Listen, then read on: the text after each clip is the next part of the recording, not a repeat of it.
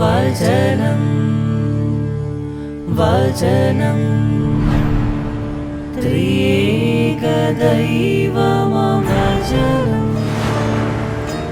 വചനം.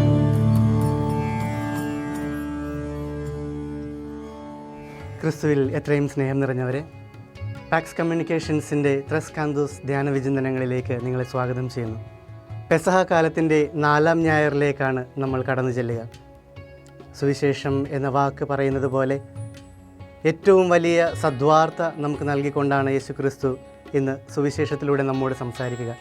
യോഹന്നാൻ്റെ സുവിശേഷം 10-ാം അധ്യായം 11 മുതൽ 18 വരെയുള്ള വാക്യങ്ങളിൽ യേശു ക്രിസ്തു പറഞ്ഞു വയ്ക്കുക, ഞാൻ അജഗണത്തിന് വേണ്ടി ജീവൻ കൊടുക്കുന്ന നല്ല ഇടയനാണെന്നാണ്.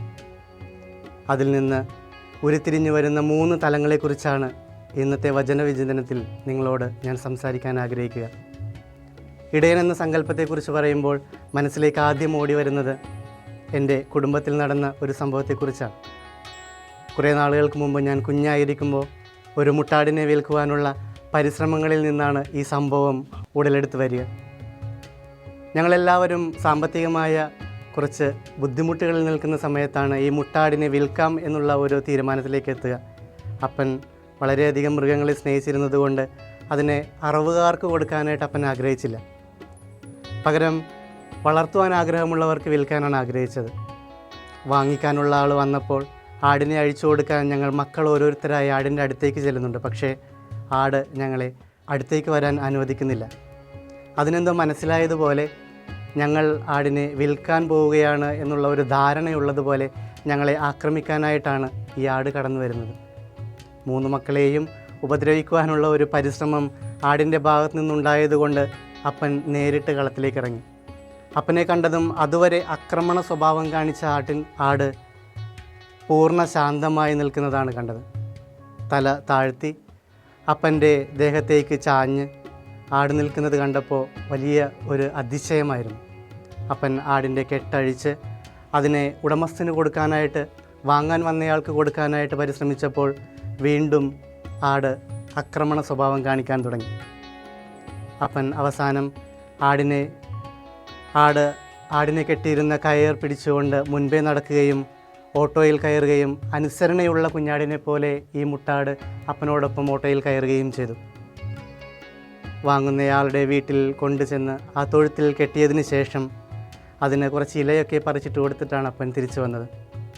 പ്രിയപ്പെട്ടവരെ, ഇടയൻ എന്ന സങ്കല്പത്തെക്കുറിച്ച് പറഞ്ഞപ്പോൾ എന്തിനാണ് ഈ ഒരു സംഭവം എൻ്റെ ഹൃദയത്തിലേക്ക് വന്നത് എന്നുള്ളതാണ് ഇപ്പോഴത്തെ ചോദ്യം. അപ്പൻ ചിലപ്പോൾ ഒരു നല്ല ഇടയനായിരുന്നിരിക്കണം എന്നില്ല. കാരണം അപ്പൻ തൻ്റെ ആടിനെ വിൽക്കുകയായിരുന്നു.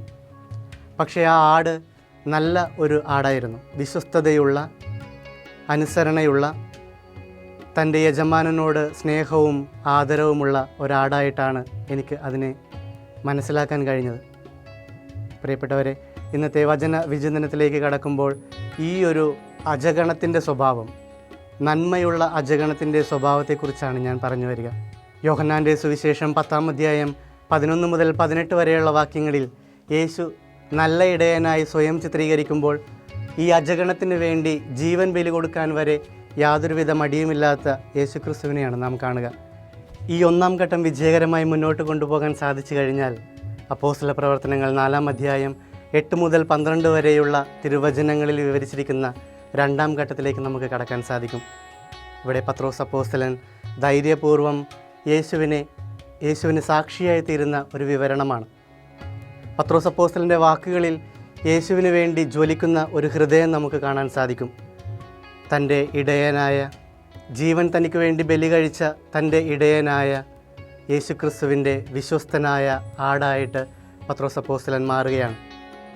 ഒരു രോഗിക്ക് രോഗസൗഖ്യം കൊടുത്തതിന് കാരാഗൃഹത്തിൽ അടയ്ക്കപ്പെടുമ്പോൾ പത്രോസ് അപ്പോസ്തലൻ എല്ലാ പ്രമാണിമാരുടെയും മുമ്പിൽ നിന്നുകൊണ്ടാണ് ഈ പ്രഖ്യാപനം നടത്തുന്നത് എന്നുള്ളതാണ് ഏറ്റവും പ്രധാനപ്പെട്ട ഒരു വസ്തുത. നിങ്ങൾ കുരിശിൽ തറച്ച് കൊല്ലുകയും പിതാവായ ദൈവം ഉയർപ്പിക്കുകയും ചെയ്ത കർത്താവായ യേശു ക്രിസ്തുവിൻ്റെ നാമത്തിലാണ് ഈ രോഗി സൗഖ്യം പ്രാപിച്ചത് എന്ന് പറയുന്ന അപ്പോസ്തലൻ്റെ വാക്കുകളിൽ യേശുവിന് വേണ്ടി സാക്ഷ്യം പറയുന്നവൻ്റെ ആത്മധൈര്യം നമുക്ക് കാണാൻ സാധിക്കും. ധൈര്യപൂർവ്വം യേശുവിനെ പ്രഘോഷിക്കുക എന്നുള്ളതാണ് 2-ാം ഘട്ടം. ഈ 2-ാം ഘട്ടം വിജയകരമായി മുന്നിലേക്ക് കൊണ്ടുപോകാൻ കഴിയുമ്പോഴാണ് യോഹന്നാൻ്റെ 1-ാം ലേഖനം 3-ാം അധ്യായം 1 മുതൽ 2 വരെയുള്ള വാക്യങ്ങളിൽ വിവരിച്ചിരിക്കുന്ന ഏറ്റവും വലിയ ദാനങ്ങളിലേക്ക്, ഏറ്റവും വലിയ ദാനത്തിലേക്ക് നമ്മൾ എത്തിച്ചേരുക.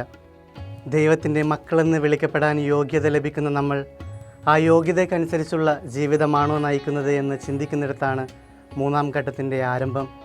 അത് പൂർണ്ണമായി മനസ്സിലാക്കി നമ്മുടെ ജീവിതം ക്രമീകരിക്കുമ്പോൾ ദൈവത്തിൻ്റെ പ്രിയ മക്കളായി നാം തീരുകയാണ്. അജഗണത്തിൽ നിന്ന് ദൈവത്തിൻ്റെ മക്കളെന്ന നിലയിലേക്കുള്ള നമ്മുടെ ഉയർച്ചയാണ് യേശുക്രിസ്തു ഇന്നത്തെ സുവിശേഷത്തിലൂടെ ആഗ്രഹിക്കുക. നമ്മുടെ ജീവിതമാകുന്ന ആലയത്തിൻ്റെ കേന്ദ്രവും അടിസ്ഥാനവും മൂലക്കല്ലും യേശുവാണെന്ന ഒരു തിരിച്ചറിവിലേക്ക് എത്തുവാനും ഇന്നത്തെ ഈ വചന വിചിന്തനം നമ്മെ സഹായിക്കുമാറാകട്ടെ. യേശുക്രിസ്തു മൂലക്കല്ലായി എപ്പോഴും അവിടെ തന്നെയുണ്ട്. അവനെ നമ്മുടെ ജീവിതത്തിൻ്റെ കേന്ദ്രസ്ഥാനമാക്കി മാറ്റണമോ വേണ്ടയോ എന്നുള്ളത് നമ്മൾ മാത്രം എടുക്കേണ്ട തീരുമാനമാണ്. നല്ല തീരുമാനങ്ങൾ എടുത്തുകൊണ്ട് യേശുക്രിസ്തുവിനെ നമ്മുടെ ജീവിതത്തിൻ്റെ കേന്ദ്രമാക്കി മാറ്റി അവനാണ് യഥാർത്ഥ ഇടയനെന്ന് മനസ്സിലാക്കി അജഗണത്തിൻ്റെ ധൈര്യത്തോടുകൂടി അവനെ ഏറ്റുപറഞ്ഞുകൊണ്ട് ദൈവമക്കളെന്ന നമ്മുടെ പദവി മലിനമാക്കാതെ കാത്തു സൂക്ഷിക്കാൻ നമുക്ക് പരിശ്രമിക്കാം. ദൈവം നമ്മെ ഏവരെയും സമൃദ്ധമായി അനുഗ്രഹിക്കട്ടെ.